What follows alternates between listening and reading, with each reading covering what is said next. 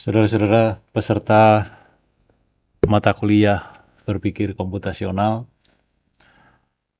saat ini saya akan menyampaikan materi pada pekan ke-8 setelah kalian melewati UTS.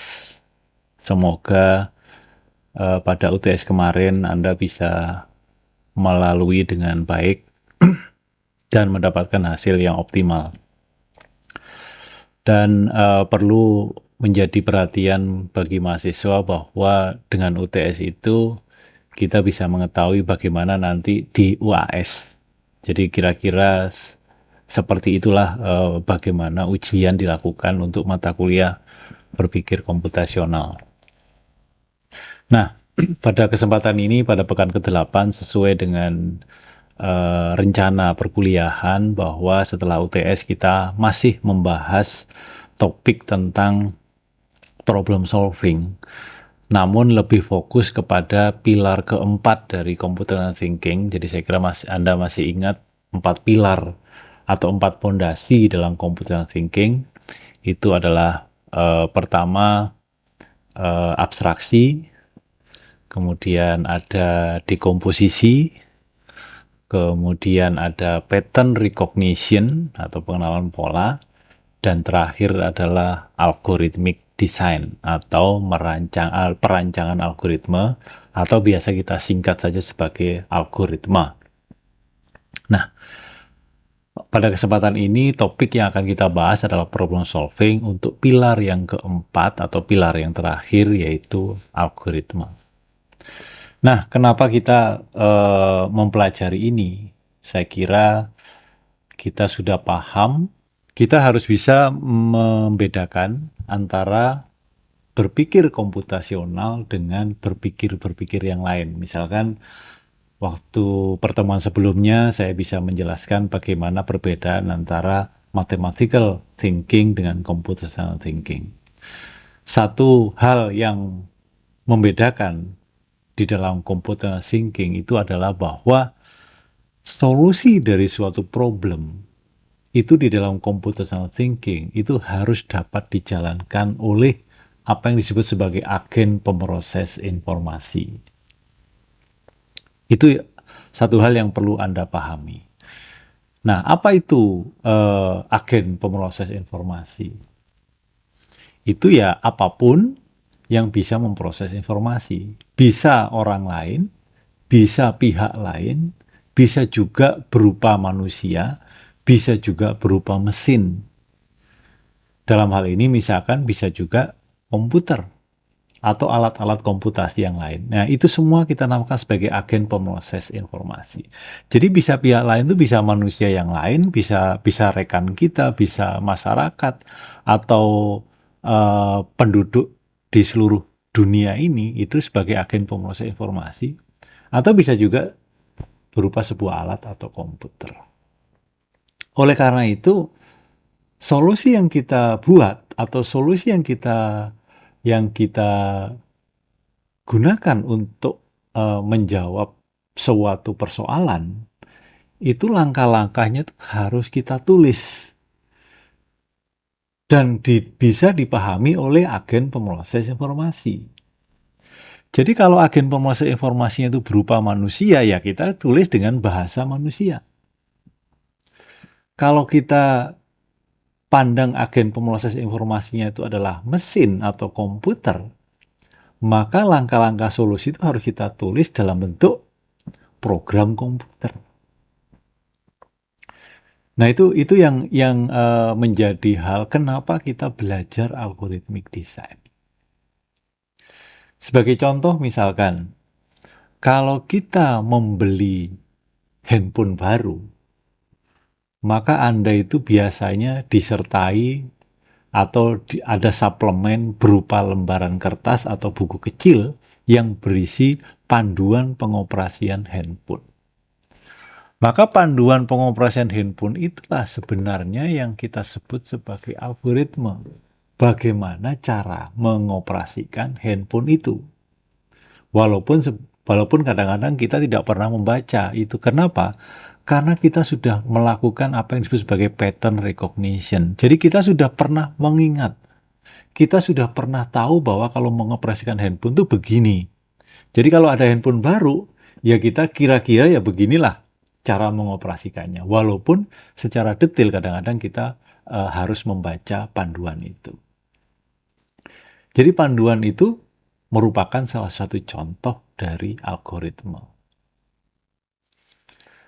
Kemudian kita, misalkan sebagai contoh, kita membeli meja komputer yang baru, yang ke knockdown ya, yang kita kadang-kadang satu dus itu komponennya terpisah-pisah. Kemudian kita bagaimana caranya menginstal meja komputer itu, atau menginstal meja baru itu. Maka kita lihat panduannya. Nah, panduan itu macam-macam. Ada yang berupa kalimat saja, tulisan semua, sehingga kita harus membaca. Atau kadang-kadang disertai dengan juga gambar. Atau gambarnya banyak, tulisannya sedikit. Sedikit.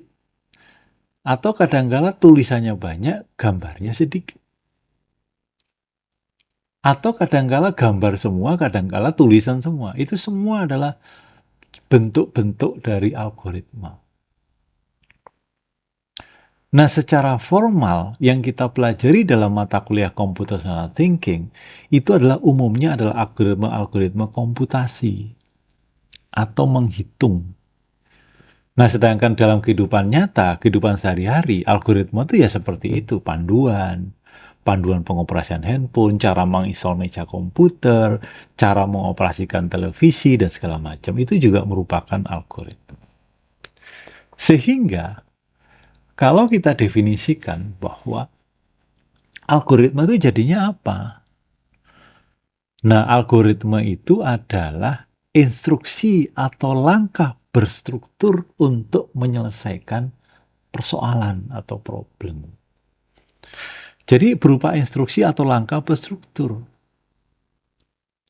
Anda kalau baca panduan mengoperasikan handphone kan, Anda lihat itu adalah sebuah instruksi. Misalnya tekan tombol powernya, kemudian tekan sekian detik, kemudian lepaskan, kemudian geser ke kanan, tekan tombol ini, tekan tombol itu. Nah, semua itu kan adalah instruksi atau langkah-langkah yang disusun secara berstruktur. Jadi ada kata kunci di sini, berstruktur. Berstruktur itu apa sih maksudnya? Berstruktur itu artinya adalah kita mengikuti langkah itu untuk menyelesaikan sebuah persoalan.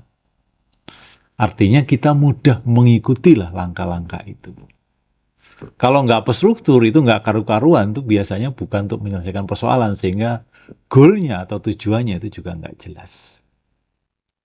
Nah, algoritma ini sebenarnya berasal, ini konon nih, saya baca di internet, bahwa algoritma itu berasal dari nama seorang penulis buku, yaitu Abu Ja'far Muhammad Ibnu Musa Al-Khwarizmi. Jadi ini adalah orang yang berasal dari Uzbekistan. Nah, panggilannya itu Al-Khwarizmi. Nah, orang barat itu susah menyebut Al-Khwarizmi, itu biasanya langsung menyebutnya algoritma. Jadi pengucapannya atau lafalnya itu mereka menyebut algoritma. Sehingga akhirnya apa yang dibuat oleh Abu Ja'far Muhammad Ibnu Musa Al-Khwarizmi ini akhirnya disebut sebagai algoritma. Atau kalau dalam bahasa Indonesia itu biasa kita sebut sebagai algoritma. Nah, kata algoritma ini pertama kali itu justru digunakan oleh ilmuwan Yunani. Yaitu dia membuat, jadi yang bernama Euclid.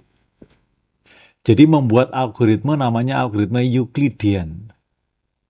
Anda pasti paham, algoritma Euclidean itu ada banyak.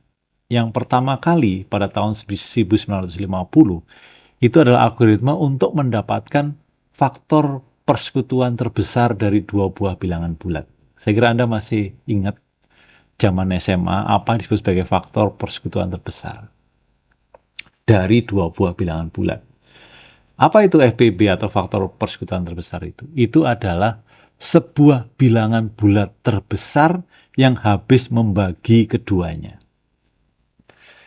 Jadi kalau misalkan sebagai contoh bilangan bulatnya itu adalah 4 dan 8, maka bilangan terbesar yang habis membagi keduanya itu adalah 4. 1 habis membagi keduanya. 2 habis membagi keduanya.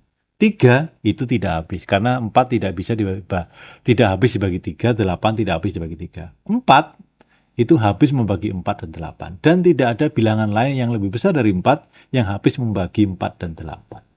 Maka FPB dari 4 dan 8 itu adalah 4. Nah, oleh karena itu, algoritma itu yang formal itu diawali dengan algoritma Euclid ini pada saat tahun 1950. Nah, berbagai contoh akhirnya berkembang. Sekarang itu banyak sekali algoritma-algoritma seperti ini. Yang pertama, misalkan saya ambil yang kedua itu, yaitu support.apple.com. Ini isinya seperti ini. Jadi, bagaimana cara menggunakan Apple Watch? Ini algoritma. Anda lihat isinya adalah instruksi. Dan instruksi atau tahapan itu ditulis secara berstruktur. Coba lihat bagaimana. Misalnya cara menggunakan digital crown, tombol samping dan gerakan. Digital crown itu adalah kalau di jam yang konvensional itu kan ada yang diputer-puter gitu. Nah, itu yang kalau di Apple Watch itu dinamakan digital crown atau tombol utama. Jadi tekan untuk melihat tampilan Apple Watch atau layar utama. Klik 2 kali untuk kembali ke app terakhir. Tekan terus untuk menggunakan Siri dan sebagainya. Jadi ini adalah instruksi. Kemudian bagaimana menekan tombol samping. Tekan untuk menampilkan atau menyembunyikan dock. Tekan terus untuk menggunakan SOS dan seterusnya. Jadi ini adalah algoritma. Dan menyusun algoritma itu harus bisa dipahami oleh orang lain.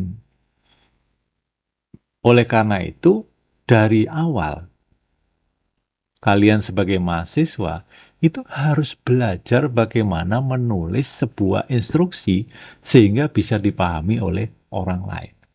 Karena banyak kejadian kalau kita memberikan instruksi itu disalahartikan atau orang salah mengartikannya.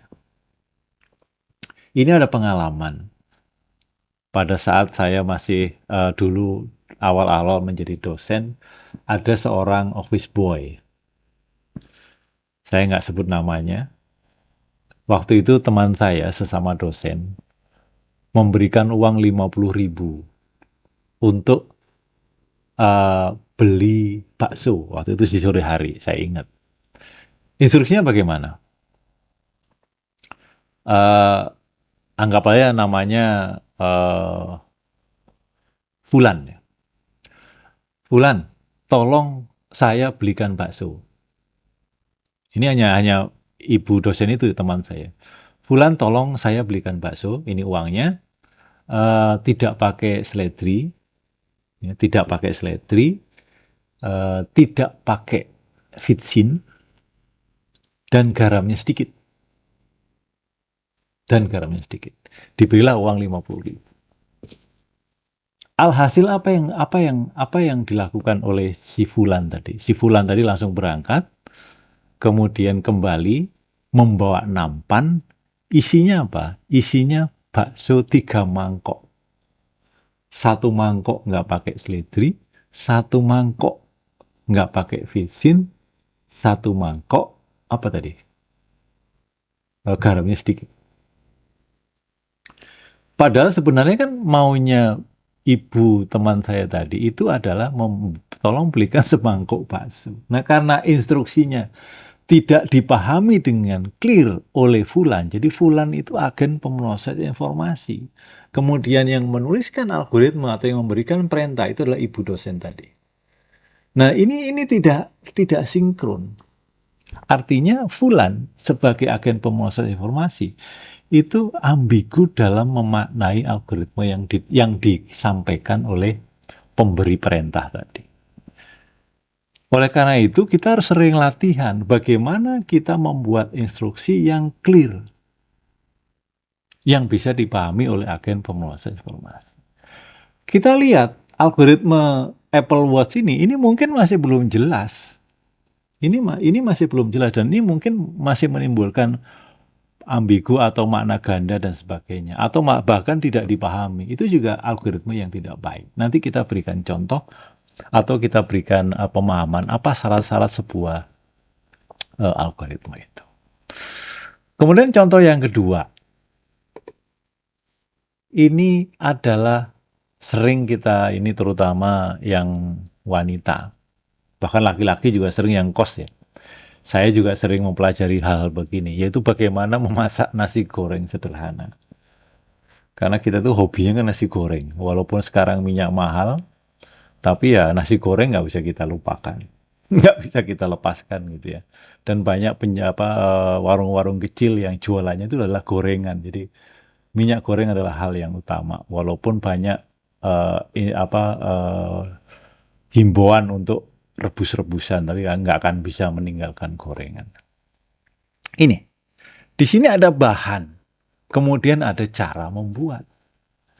Jadi ini adalah contoh algoritma. Bahan itu apa? Bahan itu adalah input kalau dalam sebuah algoritma. Jadi algoritma itu selalu umumnya itu mengikuti apa yang disebut sebagai diagram proses input, proses, kemudian output. Jadi input itu diproses atau diolah menghasilkan sebuah output. Nah, kalau di dalam resep membuat nasi goreng sederhana ini, inputnya itu adalah bahan. Ada nasi putih 1 piring, bawang putih 2 siung, kecap manis, saus sambal, garam secukupnya, dan segala macam, telur ayam, margarin, 3 sendok makan, itu semua adalah inputnya. Kemudian cara membuat itu adalah prosesnya. Siapkan penggorengan dengan api sedang, tuang margarin atau minyak goreng, masukkan bawang putih atau daun bawang yang sudah dicincang halus, tumis hingga berbau harum, dan segala macam. Sehingga kalau sudah selesai, hasilnya itu adalah berupa nasi goreng sederhana. Dan itulah yang kita namakan sebagai output dari algoritma membuat nasi goreng. Ini adalah algoritma. Sederhana sebenarnya algoritma itu. Nah, algoritma itu bagaimana cara menulisnya? Cara menulisnya, kalau kita lihat resep tadi, resep itu adalah kalimat semua dan mungkin ada gambar sedikit ilustrasi tentang nasi gorengnya. Tapi bisa juga algoritma itu ditulis dalam bentuk diagram alir atau flowchart. Seperti contoh ini. Di sini sudah ada judulnya, algoritma penanganan pasien COVID-19 terkonfirmasi positif. Nah, di sini sudah ada alurnya. Pasien dengan gejala COVID, kemudian diikuti beberapa gejala, iya atau tidak. Kalau tidak, lari ke kanan. Ada pneumonia enggak? Atau ada flek di paru-parunya? Tidak. Kalau iya, dia lanjut ke bawah. Sedang atau ringan. Kalau tidak, kalau di gejala awal tidak ya itu ke bawah dan segala macam. Maka ini yang biasa kita sebut juga sebagai infografis ya. Jadi artinya orang membaca algoritma itu akan dimudahkan. Jadi kalau kalimat-kalimat saja berupa cerita itu kadang-kadang orang kurang menarik perhatian. Tapi kalau sudah dan kurang jelas. Kalau di sini ada kalimat kemudian ditambah dengan diagram alir, arah kemana. Kalau ini begini, kalau itu begitu. Dan ini biasanya algoritma yang membutuhkan berbagai kondisi yang berbeda. Jadi kalau iya kemana, kalau tidak kemana, dan segala macam, itu maka digambarkan dalam bentuk diagram seperti ini. Itu kira-kira bentuk lain, jadi cara menuliskan algoritma. Nah, ada juga algoritma yang memang naratif. Jadi kalau tadi berupa diagram alir ya, campuran antara kalimat dengan diagram alir. Nah, kalau ini betul-betul kalimat. Tapi kalimat itu pun juga macam-macam. Yang sebelah kiri itu kalimat biasa. Itu misalkan bagaimana kita melakukan perawatan mencuci tabung di mesin cuci. Mesin cuci pakaian. Itu di situ ada kondisinya. Kemudian langkah pertama apa, langkah kedua tekan tombol apa, langkah ketiga tekan tombol apa. Dan supaya jelas itu diberi gambar ilustrasi. Itu pun juga algoritma.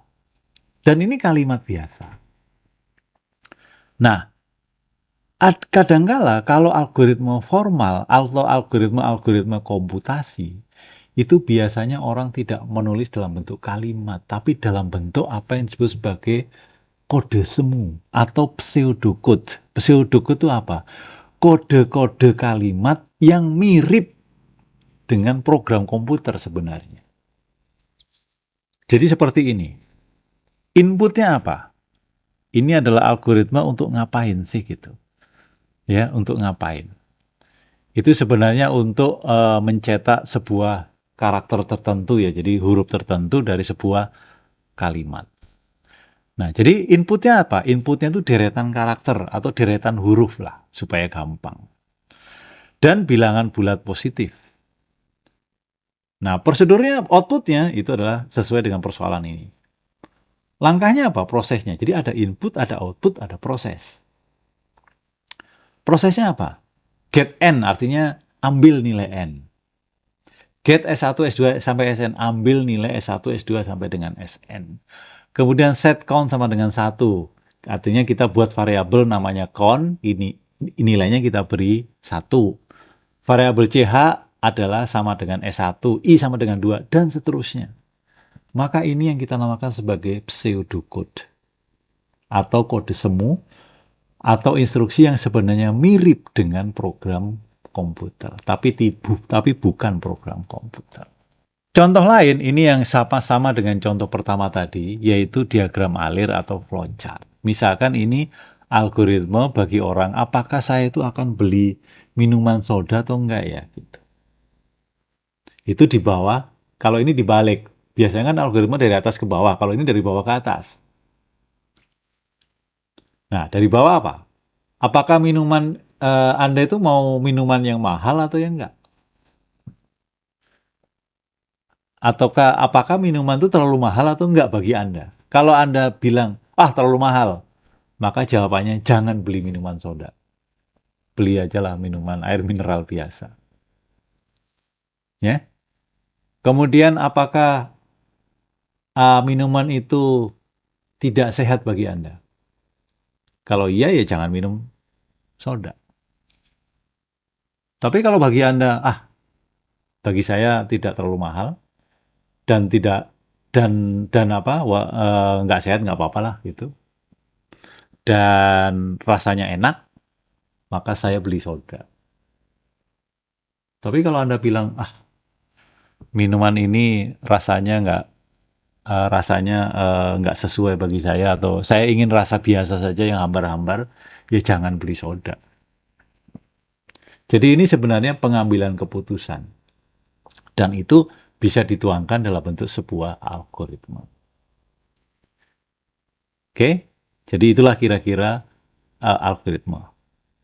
Dan kenapa ini penting? Karena ini akan diproses oleh agen pemroses informasi, atau dilakukan oleh orang lain, atau dilakukan oleh mesin. Jadi kita menuliskan algoritma itu harus clear. Oleh karena itu perlu kita pahami itu adalah ciri dari algoritma. Ciri algoritma itu apa? Yang pertama, algoritma itu pasti memiliki tujuan atau goal yang bersifat unik. Jadi goalnya itu satu. Nggak bisa goalnya macam-macam. Jadi misalnya gini, bagaimana ya jalan terpendek menuju Jakarta atau Surabaya? Itu nggak jelas. Anda tuh sebenarnya mau pergi kemana sih? Mau ke Jakarta atau mau ke Surabaya? Itu nggak bisa. Jadi yang pasti adalah, misalkan saya akan memilih jalur tercepat dari Bogor menuju Jakarta. Udah satu tujuannya, memang kita mau ke Jakarta. Jangan punya tujuan yang lain-lain. Saya akan membuat nasi goreng. Ya sudah, tujuannya membuat nasi goreng. Ya, dan unik tujuannya itu. Jangan sampai kita membuat algoritma, tujuannya membuat nasi goreng, tapi hasilnya gaduh-gaduh kan. Aneh. Itu adalah yang pertama. Jadi dia memiliki tujuan yang bersifat unik. Oke? Nah, yang kedua, setiap tahapan atau setiap instruksi yang kita tulis itu tidak ambigu. Artinya tidak multitafsir. Dia hanya memiliki satu makna. Itu yang kita sebut sebagai ciri kedua dari algoritma, yaitu instruksi yang kita berikan tidak ambigu dan clear, hanya punya satu makna. Kemudian yang ketiga, finiteness, artinya ada batas jumlah langkah. Jangan sampai algoritma itu nggak pernah berhenti, terus saja berputar gitu, dan tidak menemukan jawabannya. Jadi algoritma itu harus berhenti setelah mendapatkan solusi. Jadi jangan sampai algoritma itu masih berjalan terus walaupun solusinya sudah ada. Atau yang lebih parah, algoritma itu muter terus saja dan tidak pernah mendapatkan solusi. Itu yang sering terjadi. Ya. Atau yang sering kita namakan sebagai looping. Jadi dia harus ada batas. Nah, ciri algoritma selanjutnya itu adalah bahwa algoritma itu harus visible. Visible itu artinya sesuai dengan sumber daya yang ada. Jadi misalkan kalau Anda membuat algoritma membuat nasi goreng sederhana, dan bahan yang tersedia itu hanya telur dan bakso, daging. Kemudian Anda di situ memberikan instruksi tambahkan sosis. Padahal nggak ada sosis di situ. Jadi itu juga artinya tidak visible. Karena tidak sesuai dengan sumber daya yang ada. Atau Anda membuat algoritma memasak nasi goreng untuk 10 orang. Padahal wajan Anda itu hanya cukup untuk 1 piring. Itu tidak sesuai dengan sumber yang ada. Jadi maka misalkan Anda masukkan 10 piring nasi gitu. Padahal wajan Anda itu hanya mampu menampung sepiring nasi. Maka itu tidak sesuai dengan sumber daya yang ada. Jadi artinya bahwa algoritma yang Anda tulis itu harus visible. Dan yang terakhir, ciri terakhir itu adalah independen. Artinya tidak bergantung pada agen tertentu. Jadi nanti ini biasanya algoritma komputasi yang akan diproses oleh alat atau mesin komputer itu biasanya tidak tergantung pada bahasa pemrograman tertentu, tidak tergantung pada sistem atau platform dari alat tertentu dan segala macam. Jadi dia bebas. Oke, itu adalah ciri algoritma yang harus Anda pahami dan Anda nanti harus latihan bagaimana menyusun algoritma sesuai dengan ciri-ciri yang ada ini.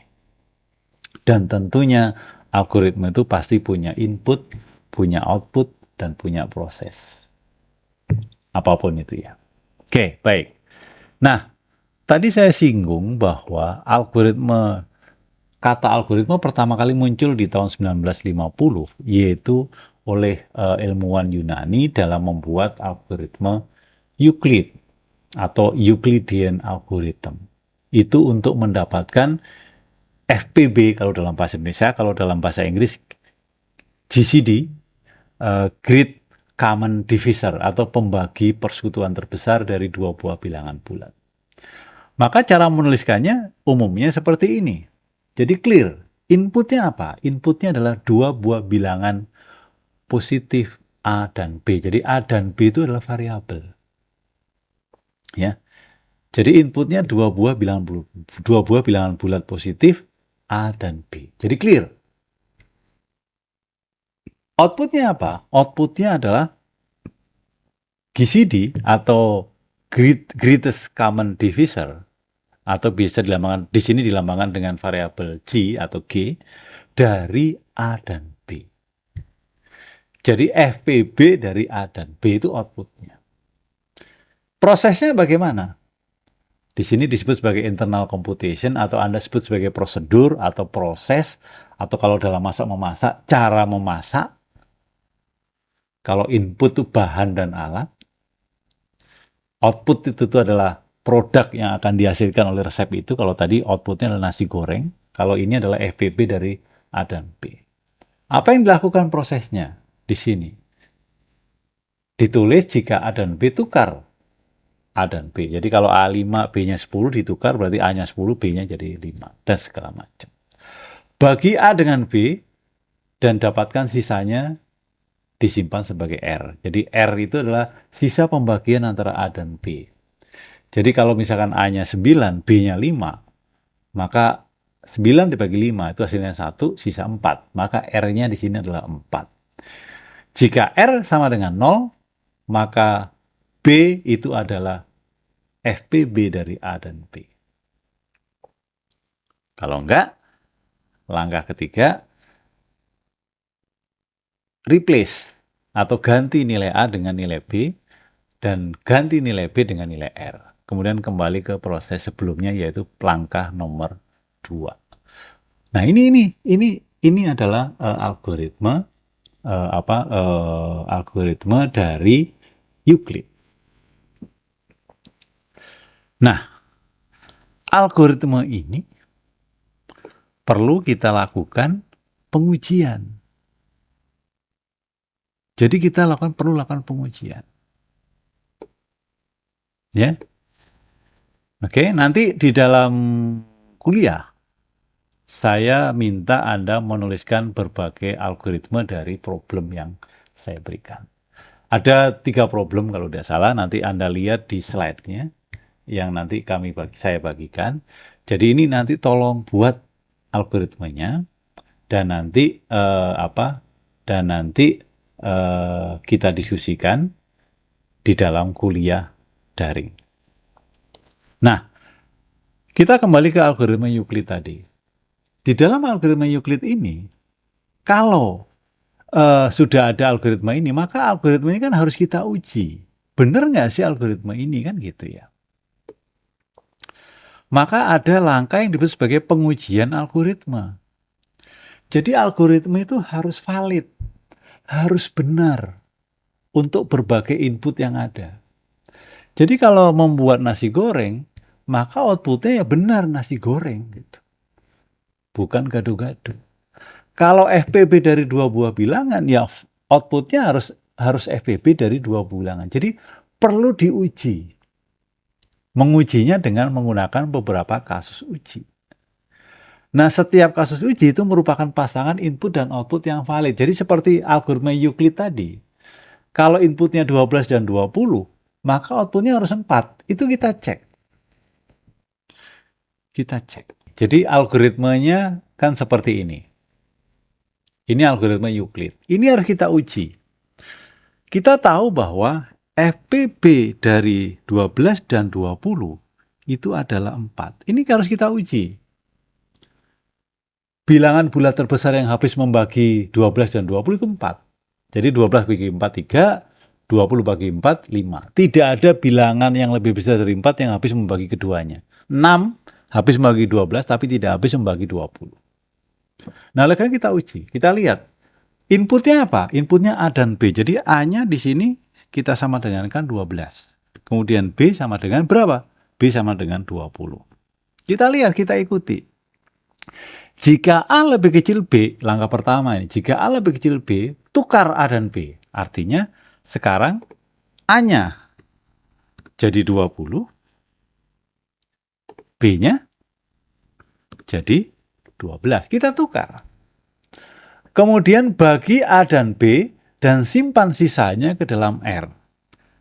A dan B, A dibagi B berapa? 20 dibagi 12 berapa? 1 sisa 8. Maka R-nya sekarang adalah 8.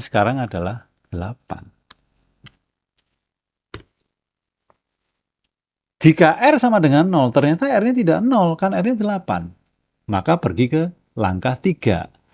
Replace A dengan B dan replace B dengan R. Jadi A isinya diganti dengan B, yaitu 12. B diganti dengan apa? Dengan R, yaitu berapa? 8. Kembali ke proses sebelumnya, yaitu langkah 2. Bagi A dan B dan simpan sisanya ke dalam R. 12 bagi 8 berapa? 1, sisanya berapa? 4. Nah, 4 itu simpan ke dalam R. Jadi yang tadinya R-nya 8, sekarang diganti dengan 4. Jika R sama dengan 0, ternyata tidak. Pergi ke langkah 3. Ganti A dengan B. 12 diganti 8. Ganti B dengan R. R-nya jadi, B-nya jadi 4. Kembali ke langkah sebelumnya, yaitu langkah kedua. Bagi A dengan B, 8 bagi 4, sama dengan 2. Sisanya berapa? Sisanya 0. Simpan di R. Anda ingat tuh, get the remainder R. Jadi simpan di R. Jadi ini adalah 0. Kalau R-nya sama dengan 0, maka laporkan B sebagai FPB dari A dan B. Dan Anda lihat di sini, maka inilah FPB dari 12 dan 20, yaitu 4. Berarti apa? Oh, berarti algoritma ini benar. Dan pengujian ini harus dilakukan berulang-ulang. Artinya apa? Dengan menggunakan kasus uji yang lain. Jadi jangan hanya ini saja. Coba lagi dengan bilangan yang lain. Misalkan berapa? 16 dengan 25, atau 20 dengan 50, 20 dengan 48, dan sebagainya. Kalau misalkan dengan 3, artinya kalau Anda tidak menemukan kesalahan, maka algoritma ini dianggap valid. Maka itulah pengujian dari algoritma itu. Ya. Nah, sebagai latihan nanti di dalam kuliah, di sini ada beberapa algoritma. Yang pertama adalah bagaimana algoritma untuk membuat satu porsi mie rebus instan. Bagaimana membuat grup Telegram.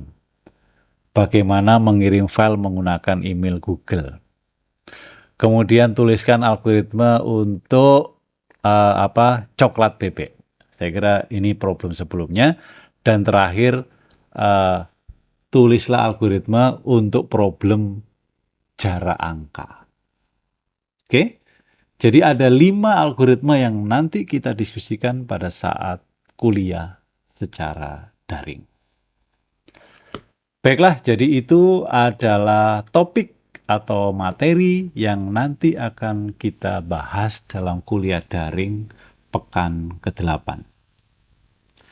Jangan lupa Anda pelajari ini, Anda siapkan jawaban untuk algoritma dari soal yang saya berikan, dan nanti akan kita diskusikan pada kuliah daring yang akan datang. Terima kasih atas perhatiannya, selamat belajar, dan tetap jaga kesehatan. Terima kasih.